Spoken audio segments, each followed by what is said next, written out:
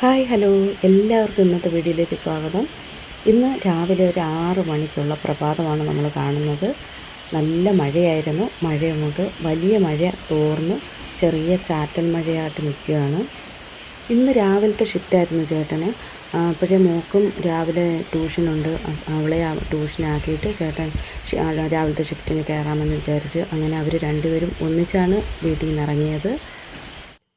അതിനുശേഷം നമ്മൾ രാവിലെ തന്നെ കാപ്പിയൊക്കെ റെഡിയാക്കി. അവർ 6 മണിക്ക് പോയതുകൊണ്ട് രാവിലെ നമ്മുടെ വീട്ടിൽ കാപ്പിയെല്ലാം റെഡിയായി. അതിനുശേഷം ഒരു 8:30 മണിയൊക്കെ ആയപ്പോഴാണ് അവൾ തമ്പുരു ഉണർന്നത്. അതിനുശേഷം അവളെ കുളിപ്പിച്ച് ഒരുക്കി ഒരു 10 മണിയൊക്കെ ആവാറായി. ഇപ്പോഴും മഴ പെയ്തുകൊണ്ടിരിക്കുകയാണ്. ഇപ്പോൾ ഒരു ചെറിയ ചാറ്റലൊക്കെ ഉള്ളൂ. ഇതിനിടയ്ക്ക് വെച്ച് വീണ്ടും നല്ല മഴയായിരുന്നു. ഇനി അവളെ ട്യൂഷന് കൊണ്ടുപോകാനൊക്കെ ഞാൻ ഒരുക്കിക്കൊണ്ടിരിക്കുകയാണ്. ഇപ്പം മഴ ചെറുതായിട്ട് തോന്നി നിൽക്കുന്നത് കൊണ്ട് വിചാരിച്ച് പെട്ടെന്ന് കൊണ്ടുവന്നാക്കാമെന്ന് വിചാരിച്ചു. ഇല്ലെങ്കിൽ മഴ പെയ്ത് കഴിഞ്ഞാൽ വീണ്ടും ആ മഴ തോർന്ന് വരുന്നത് വരെ നമ്മൾ വീണ്ടും നോക്കി നിൽക്കണം. അതുകൊണ്ട് ഞാൻ അവളെയും കൊണ്ട് ഞാൻ ട്യൂഷൻ ക്ലാസ്സിലേക്ക് പോവുകയാണ്.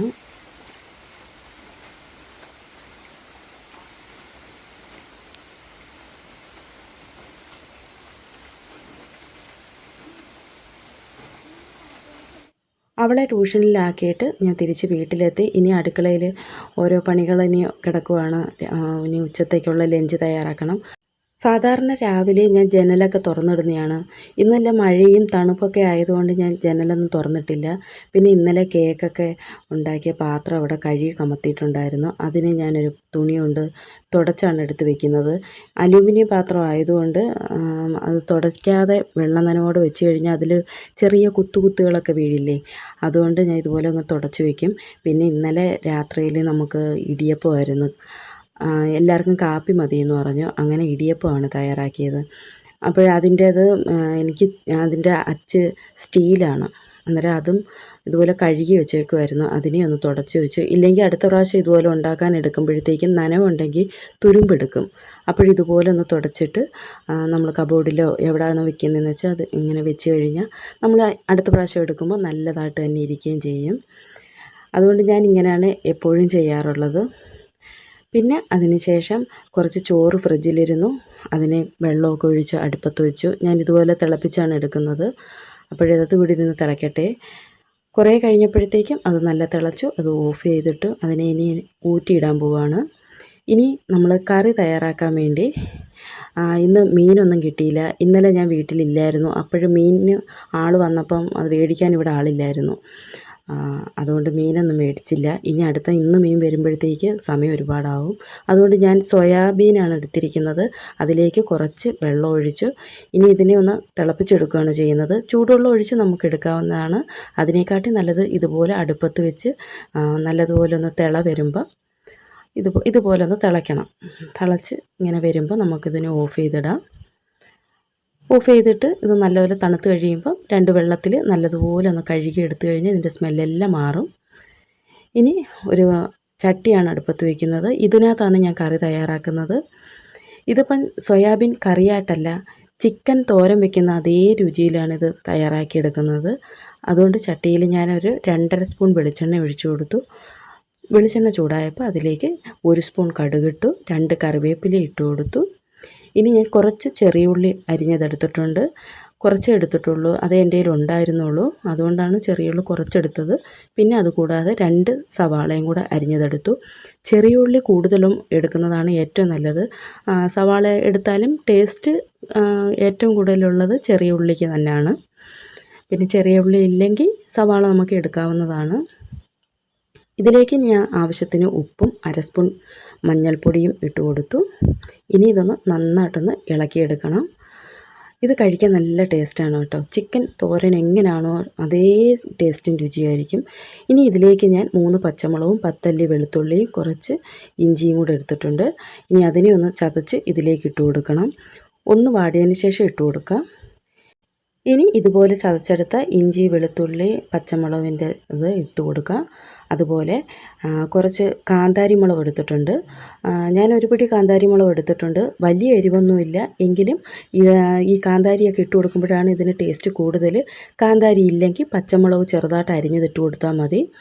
ഇപ്പോൾ 3 പച്ചമുളക് നമ്മൾ ചതച്ച് ചേർത്തിട്ടുണ്ടെങ്കിലും അല്ലാതെ കുറച്ച് പച്ചമുളകും കൂടി ചേർത്ത് കൊടുക്കണം. ഞാൻ പച്ചമുളകിന് പകരം കാന്താരി ഉള്ളത് കൊണ്ടാണ് ഈ കാന്താരി ചതച്ച് ഇട്ട് കൊടുത്തത്. അപ്പോൾ നല്ല ടേസ്റ്റാണ്. ഇനി നന്നായിട്ടൊന്ന് ഇളക്കിയെടുക്കാം.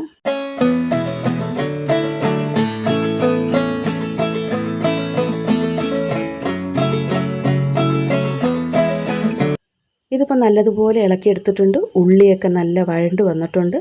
ഇനി ഇതിലേക്ക് നേരത്തെ നമ്മൾ തിളപ്പിച്ചെടുത്ത് വെച്ച സോയാബീൻ നല്ലതുപോലെ പച്ചവെള്ളത്തിൽ നല്ലതുപോലെ കഴുകി പിഴിഞ്ഞെടുത്തിട്ട് ഞാനതിനെ രണ്ടായിട്ട് കീറിയെടുത്തതാണ്. ഇതിലും ചെറുതാക്കണമെങ്കിൽ ചെറുതാക്കാം. ഇതുപോലെ കീറിയെടുത്താലേ മസാലയൊക്കെ ഇതിനകത്ത് നന്നായിട്ട് പിടിക്കുകയുള്ളൂ. അപ്പോൾ ഇതിനെ ഇതുപോലെ ഇട്ട് കൊടുത്തിട്ട് ആ ഉള്ളിയും ആ മസാലയൊക്കെ നല്ലതുപോലെ ഒന്ന് ഇളക്കി കൊടുക്കണം.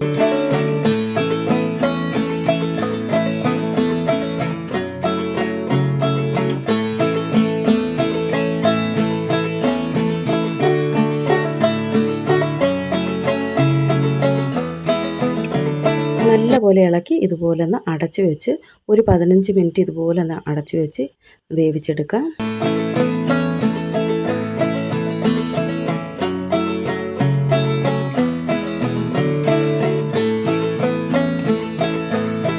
പതിനഞ്ച് മിനിറ്റ് ഇതൊരു ചെറിയ തീയിലാണ് ഇട്ടിരുന്നത്. അതുകൊണ്ട് തന്നെ നല്ലതുപോലെ വെന്തിട്ടുണ്ട്.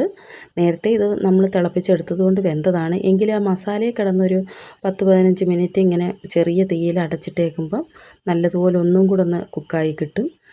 ഇനി ഇതിലേക്ക് ഞാൻ 2 കപ്പ് തേങ്ങയാണ് എടുത്തിരിക്കുന്നത്. തേങ്ങ നമ്മൾ സോയാബീൻ എടുത്തതിൻ്റെ അളവനുസരിച്ച് തേങ്ങ കൂട്ടിയെടുക്കണം.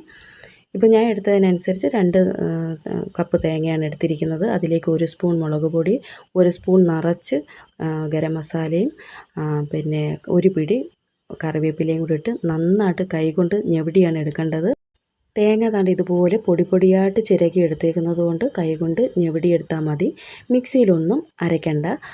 അപ്പോൾ ഞാൻ ഇതുപോലെ ഞെവിടി എടുത്തിട്ടുണ്ട്. ഇനി ഇതൊന്ന് ചെറുതായിട്ടൊന്ന് ഇളക്കി ഒന്ന് മാറ്റിയിട്ട് ഇതിൻ്റെ നടുക്കോട്ട് ഇതിനെ ഇട്ട് കൊടുക്കാം. ഇട്ട് കൊടുത്തതിന് ശേഷം ഇത് നല്ലതുപോലെ ഒന്ന് ചിക്കി പൊത്തി വെച്ച് അടച്ച് വെച്ച് ഒരു 5 മിനിറ്റ് ഇതുപോലെ ഇരിക്കുമ്പോൾ ആ മസാലയൊക്കെ നല്ലതുപോലെ വെന്ത് കിട്ടുക. തേങ്ങയൊക്കെ നല്ലതുപോലെ നമുക്കൊന്ന് വെന്ത് കിട്ടണം.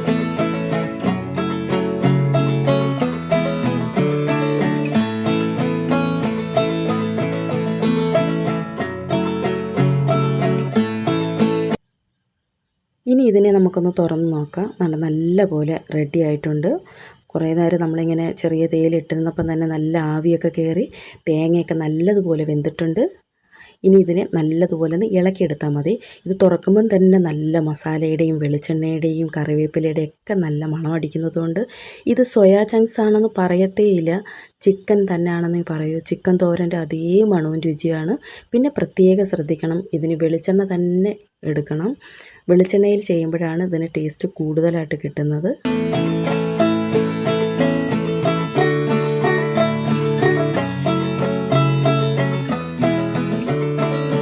ഇതിപ്പോൾ ഞാൻ നല്ലതുപോലെ ഇളക്കിയെടുത്തിട്ടുണ്ട്. ഇനി ഇതിൻ്റെ ഉപ്പൊന്ന് നോക്കട്ടെ. നല്ല ചൂടുണ്ട്, ഉപ്പൊക്കെ ഉണ്ട്. ഞാൻ നേരത്തെ ഉള്ളിക്ക് ഉപ്പ് ചേർത്തപ്പം ഞാൻ ഇതിനെയും കൂടെ കണക്കാക്കിയാണ് ഇട്ടത്. ഇപ്പം ഉപ്പ് കുറവാണെങ്കിൽ നമുക്ക് ഈ സമയത്ത് കുറച്ച് ഉപ്പും കൂടെ ഇട്ട് കൊടുക്കാം. അപ്പോൾ നമ്മൾ ഉള്ളിക്ക് ഉപ്പ് ചേർക്കുമ്പോൾ ഇതിനും കൂടെ കണക്കാക്കി നമ്മൾ ഉപ്പ് ചേർത്താൽ മതി. അപ്പോൾ കറക്റ്റ് പരുവായിരിക്കും. ഇതിപ്പോൾ നന്നായിട്ട് ഇളക്കിയെടുത്തിട്ടുണ്ട്. ഇനി ഇതിനെ ഞാൻ തീയൊക്കെ ഓഫ് ചെയ്ത് ഇതുപോലെ അടച്ചു വയ്ക്കാം. അന്നേരം കുറച്ച് ആവി അതിനകത്ത് വെള്ളം ഇറങ്ങാതെ ഇരിക്കും. ഇനി അടുത്തതായിട്ട് 2 കത്തിരിക്ക എടുത്തിട്ടുണ്ട്. അതിനെ ഒന്ന് ഫ്രൈ ചെയ്തെടുക്കാനാണ്. മീനൊന്നും ഇല്ലല്ലോ, അന്നേരം മീൻ ഫ്രൈക്ക് പകരം കത്തിരിക്ക നല്ല നെത്തോലി ഫ്രൈ ചെയ്തെടുക്കുന്നത് പോലെ നമുക്ക് എടുക്കാൻ വേണ്ടിയാണ്. അതിനെ താണ്ടി ഇതുപോലെ നെത്തോലിയുടെ അതേപോലെ നീളത്തിൽ ഇച്ചിരി കനത്തിൽ വേണം അരിഞ്ഞെടുക്കാൻ.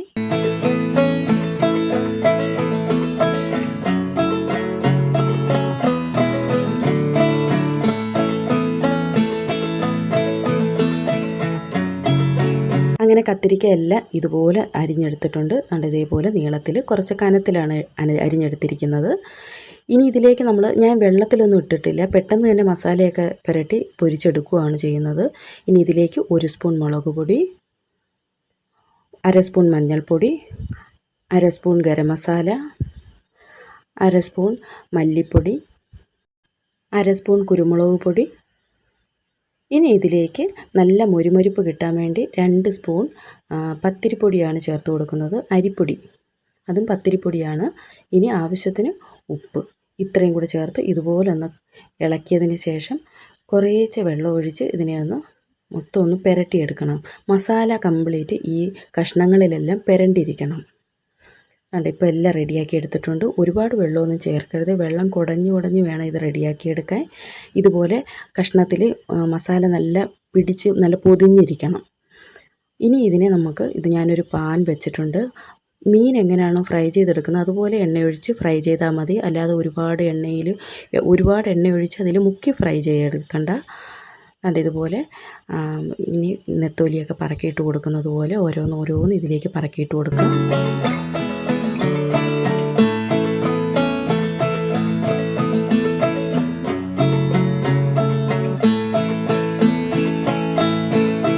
ഇതിപ്പോൾ ഒരു സൈഡ് ഫ്രൈ ആയിട്ടുണ്ട്. ഇനി ഇതിനെയെല്ലാം ഒന്ന് മറിച്ചിട്ട് കൊടുക്കുക.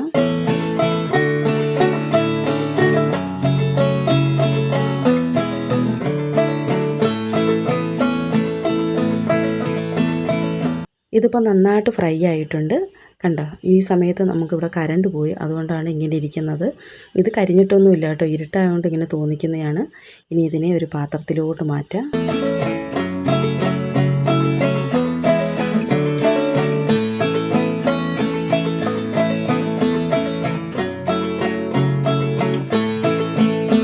നമ്മൾ ആദ്യം ഫ്രൈ ചെയ്തതാണിത്.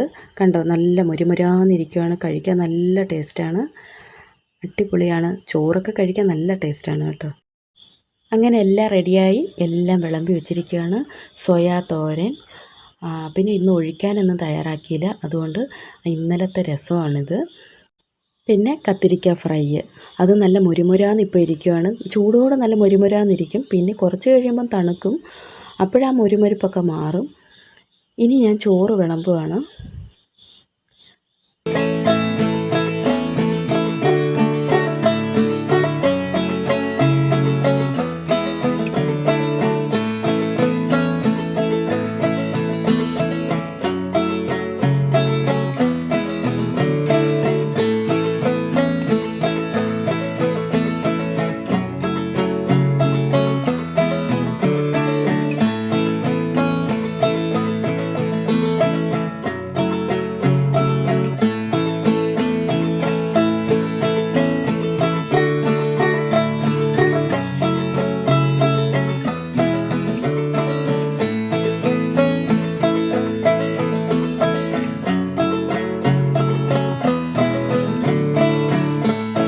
അങ്ങനെ ഇന്നത്തെ ഊണ് നമ്മൾ ഇവിടെ റെഡിയായി, നമ്മളെല്ലാവരും കഴിക്കുകയാണ്.